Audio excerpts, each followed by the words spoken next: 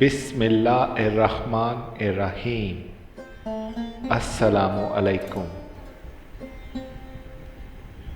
ایک حسین نوجوان کا سبق آموز واقعہ۔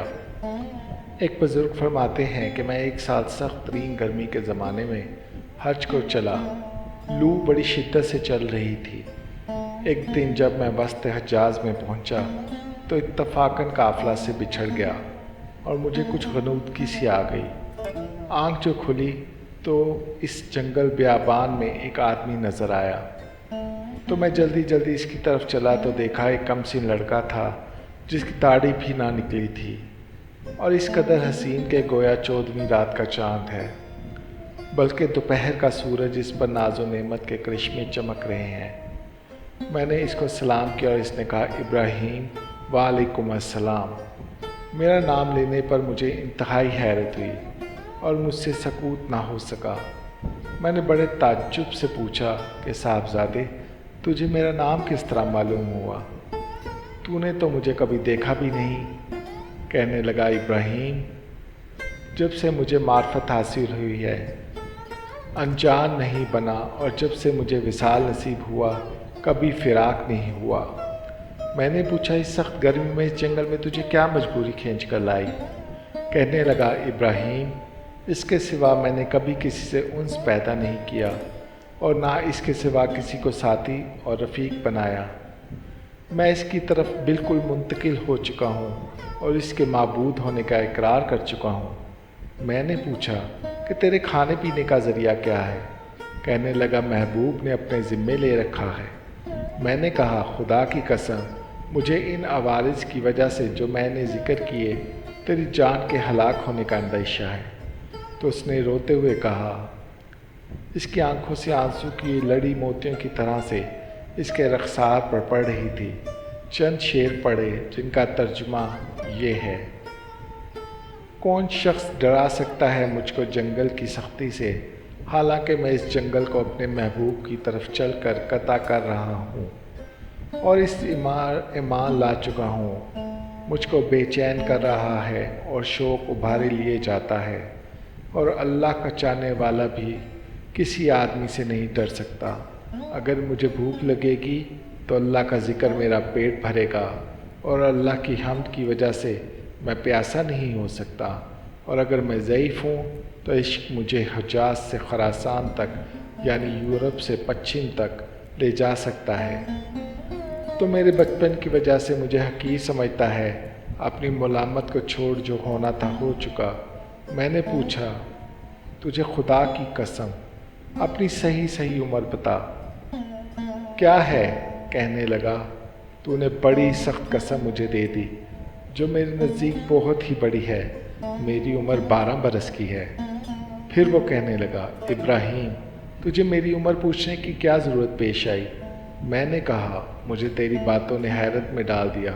کہنے لگا، اللہ کا شکر ہے، اس نے بہت نعمتیں عطا فرمائیں، اور اللہ کا فضل ہے کہ اس نے اپنے بہت سے مومن بندوں سے افضل بنایا۔ ابراہیم کہتے ہیں، مجھے اس کے حسن صورت، حسن سیرت اور شیریں کلام پر بڑا تعجب ہوا۔ میں نے کہا، سبحان اللہ، حق کے تعالی شانہ نے کیسی کیسی صورتیں بنائی ہیں۔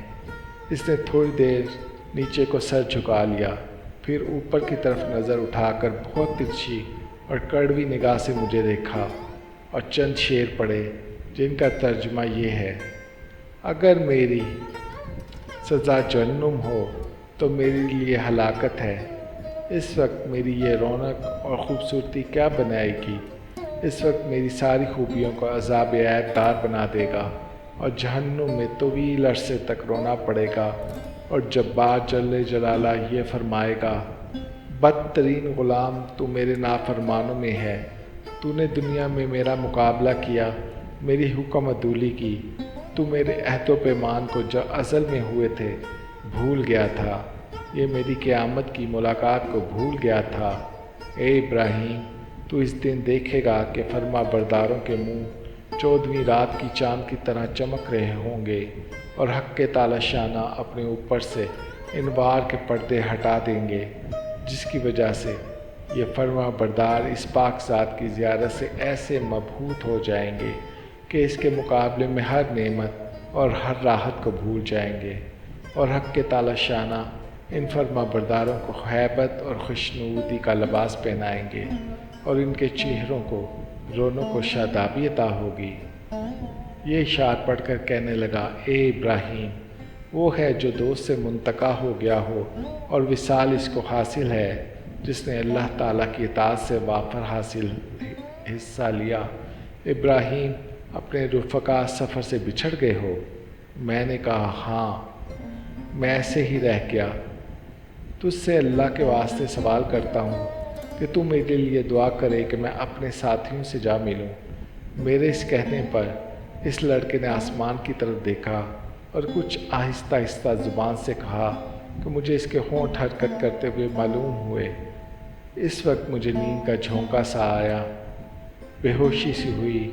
اس سے جو میں نے افاقہ پایا تو قافلے کے پیچھے اپنے اونٹ پر اپنے آپ کو پایا، اور میرے اونٹ پر جو میرا ساتھی تھا وہ مجھ سے کہہ رہا تھا، ابراہیم، ہوشیار رہو، سنبھلے رہو، ایسا نہ ہو اونٹ پر سے گر جاؤ۔ اور اس لڑکے کا مجھ کو کچھ پتہ نہ چلا کہ وہ آسمان پر اڑ گیا یا زمین کے اندر اتر گیا۔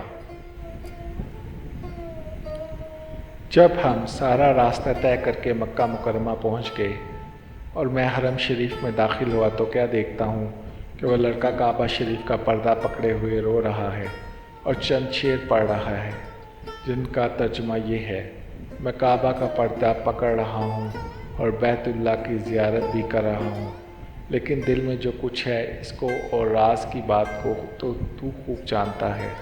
میں بیت اللہ کی طرف پیدل چل کر آیا ہوں، کہیں سوار نہیں ہوا، اس لیے کہ میں باوجود اپنی کم سنی کے فریفتہ عاشق ہوں۔ میں بچپن ہی سے تجھ پر مرنے لگا ہوں، جبکہ میں عشق کو جانتا بھی نہ تھا، اور اگر لوگ ملامت کریں کہ کسی بات پر میں ابھی عشق کا طفل مکتب ہوں، اے اللہ، اگر میری موت کا وقت آ گیا ہو تو شاید میں تیرے وصل سے بہرایاب ہو جاؤں۔ اس کے بعد وہ بے اختیار سجدے میں گر گیا اور میں دیکھتا رہا، اور اس کے بعد میں اس کے پاس گیا اور اس کو بلایا تو وہ انتقال کر چکا تھا۔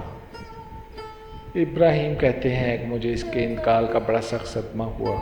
میں وہاں سے اٹھ کر اپنی قیام گاہ پر آیا اور اس کے کفن دینے کے لیے کپڑا لیا اور مدد کے لیے 1-2 آدمی ساتھ لیے اور وہاں پہنچا جہاں اس کو مردہ چھوڑ کر آیا تھا۔ اس کی نعش کا کہیں پتہ نہ چلا۔ وہاں دوسرے حاجیوں سے دریافت کیا، مگر کسی کو بھی پتہ نہ تھا کہ کسی نے اس کو دیکھا، تو میں سمجھا کہ اللہ تعالیٰ نے اس کو لوگوں کی آنکھوں سے پوشیدہ فرما رکھا تھا۔ میں وہاں سے اپنی قیام گاہ پر واپس آ گیا اور مجھے کچھ غنودگی سی آ گئی، تو میں نے اس کو خواب میں دیکھا کہ وہ بہت بڑے مجمع میں ہے اور سب سے پیش ہے، اور اس پر اس قدر نور چمک رہا ہے اور ایسے عمدہ جوڑے کہ ان کی صرف بیان میں نہیں آ سکتی۔ میں نے اس سے پوچھا کہ تو وہی لڑکا ہے؟ کہنے لگا، میں وہی ہوں۔ میں نے پوچھا، کیا تیرا انتقال نہیں ہوا؟ اس نے کہا، ہاں، ہو گیا۔ میں نے کہا کہ میں نے تجھے تجہیز و تکفین کے لیے بہت تلاش کیا، کہیں پتہ نہ چلا۔ کہنے لگا، ابراہیم، سن، جس نے مجھے میرے شہر سے نکالا اور اپنی محبت میں فریفتہ کیا اور میرے عزیز و قراب سے جدا کیا، اور اسی نے مجھے کفن دیا اور کسی دوسرے کا محتاج بننے نہیں دیا۔ میں نے پوچھا کہ حق تعالی شانہ نے مرنے کے بعد تیرے ساتھ کیا معاملہ کیا؟ اس نے کہا، اللہ جل شانہ نے مجھے اپنے سامنے کھڑا کیا اور فرمایا کہ تو کیا چاہتا ہے؟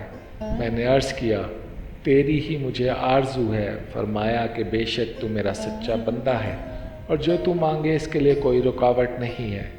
میں نے عرض کیا کہ میں یہ چاہتا ہوں کہ میرے زمانے کے تمام آدمیوں میں میری سفارش قبول فرما لے۔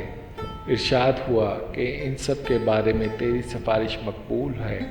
اور ابراہیم کہتے ہیں، اس کے بعد اس لڑکے نے خواب میں مجھ سے رخصتی مصافحہ کیا اور میں نیند سے بیزار ہو گیا۔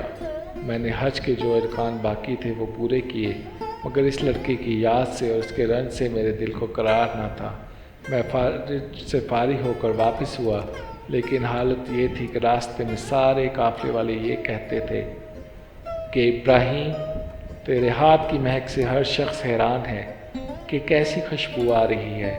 اور اس واقعے کے نقل کرنے والے کہتے ہیں کہ مرنے تک ابراہیم کے ہاتھوں میں سے وہ خوشبو آتی رہی۔ بحوالہ فضائل حج۔